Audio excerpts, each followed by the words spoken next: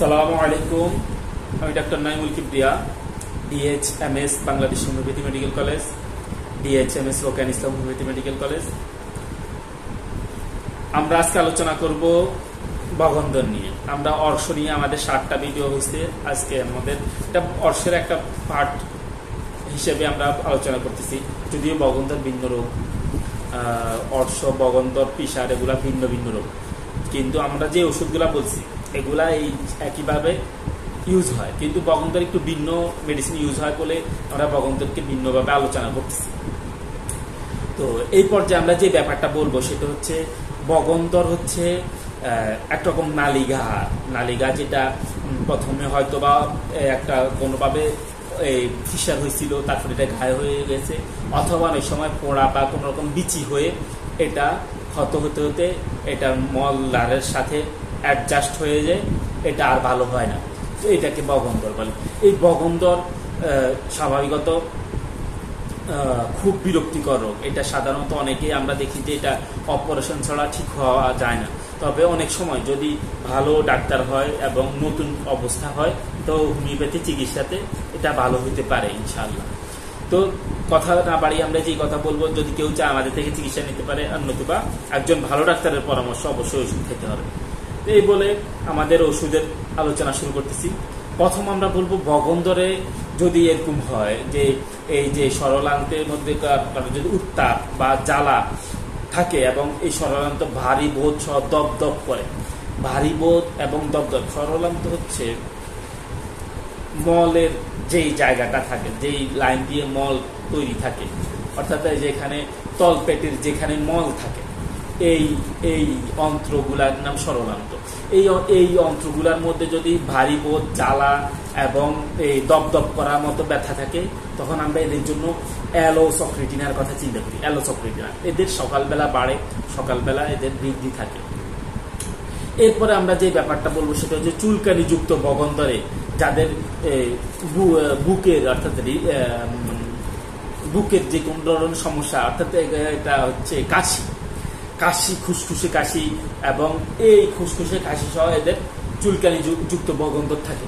চুলকানি যুক্ত বগন্দর কোনো মল বেগ আসে এবং মলদ্বারে চারদিকে একটা জ্বালা পোড়া থাকে। এরকম ব্যাপার হইলে আমরা এদের জন্য বালগারিস মেডিসিনটার কথা চিন্তা করি, বালগারিস। এরপর আমরা যে ব্যাপারটা বলবো সেটা অস্ত্রোপচারের পর বা অপারেশনের পর এই যাদের ফুসফুসের সমস্যা হয়, অপারেশনের পর যাদের বুকের কাশের সমস্যা হয়, সাথে সাথে বগন্দর। এই বগন্দর হইলে আমরা এদের জন্য ক্যালকেরিয়া ফসের কথা চিন্তা করব। এরপরে আমরা বলবো বগন্দর সহ অর্শ, বগন্দর আছে, অর্শ আছে, কোষ্ঠবদ্ধতা আছে, মলদ্বার হতে সর্বদা একটা পদার্থ ধূসর পদার্থ বাইর হয়, যেগুলা এই খুব একটা বিশ্রীকর, যার কারণে একটা মনে করেন আন্ডারওয়্যার বা লেংটি পরে থাকতে হয়, যে যেই যে একটা বাইর হয়, অর্থাৎ মলদার থেকে যে ধূসর একটা পদার্থ বাইর হয়, এই পদার্থের কারণে সে এক্সট্রা একটা জিনিস পরে থাকতে হয়। যদি ব্যাপারটা এমন হয় তখন আমরা এদের জন্য হাইড্রাস্টি স্ক্যানের কথা চিন্তা করি। এরপরে যারা দীর্ঘদিন মলদার হতে পুজ বাইর হওয়ার সমস্যা নিয়ে একটা কষ্ট পেতে থাকে, সবসময় এটা ভেজা একটা চিপচিপে অবস্থা থাকে, এরা চাকন লোক হয়, তখন এদের জন্য আমরা ফসফরাসের কথা চিন্তা করি। এরপর আমরা বলবো বগন্দরে যদি এমন হয় কোটি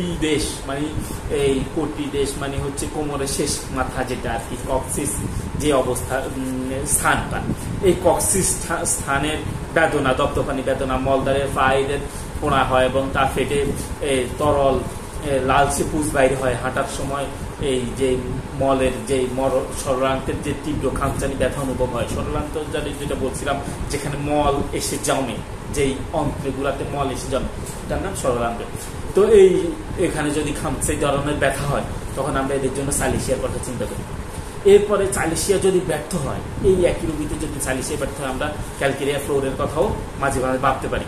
এই লক্ষণে যদি পুজ থাকে তো ক্যালকেরিয়া সালফো আসতে পারে। লক্ষণ অবস্থায় লক্ষণকে আমরা বিবেচনা করব। পুজ নিঃসরণে আমরা চালিশিয়া ব্যবহার করতে পারি, তারপর মাইরিটিকা ব্যবহার করতে পারি। এরপরে মুখে ব্রণ এবং উদ্বেগ সহ যাদের বগন্দর হয়, অর্থাৎ মুখে ব্রণ আছে এবং বা মুখের মধ্যে কোনো রকম উদ্বেগ আছে, উদ্বেগ সহ বগন্দর, মলদারের চারদিকে যন্ত্রণা ফোঁড়ায়, এদের জন্য আমরা ক্যালকেরিয়া সালফ মেডিসিনটার কথা, ক্যালকেরিয়া ফ্লোর সালিসের কথা চিন্তা করি, ক্যালকেরিয়া সালফের কথা চিন্তা করি। এরপরে আমরা বগন্দরের বগন্দরের চারপাশে যদি শক্ত হয়ে থাকে তাদের জন্য আমরা ক্যালকেরিয়া ফ্লোর এবং সালিসের কথা চিন্তা করি, যদি বগন্দরের চারপাশ শক্ত হয়ে থাকে। এরপর বগন্দর যদি মলদারের চারপাশে ফুলকপির ন্যায় শক্ত পিণ্ড থাকে, এইরকম বগন্দর রোগীর জন্য আমরা থুজ অক্সিডেন্টালিসের কথা চিন্তা করব। এই বলে আমরা বগন্দর নিয়ে যে কিছু মেডিসিন বললাম, বগন্দর নিয়ে আমরা আজকের মতো এখানেই শেষ করতেছি, বা বগন্দর নিয়ে আমরা আজকে পরবর্তী আলোচনা করবো না। বগন্দর এবং অর্শ নিয়ে আমরা এখানেই শেষ করতেছি। পরবর্তীতে আমরা ভিন্ন একটা বিষয় নিয়ে আলোচনা করব। ভিন্ন বিষয় আমাদের আমরা ইনফার্টিলিটি নিয়ে আমাদের যে আলোচনা মাঝপথে আমরা বন্ধ করে ফেলছি। পরবর্তী ভিডিওতে আমরা ইনফার্টিলিটি মেডিসিন নিয়ে চিকিৎসা নিয়ে আলোচনা করবো। এই বলে আমরা আজকের মতো এখানে বিদায় নিচ্ছি। আসসালামু আলাইকুম ওয়া রাহমাতুল্লাহি ওয়া বারাকাতুহু।